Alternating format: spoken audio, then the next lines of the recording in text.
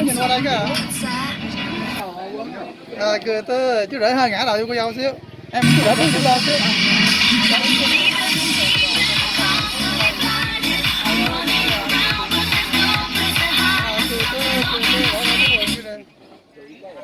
Nhìn đây luôn, dâu ơi cười tươi.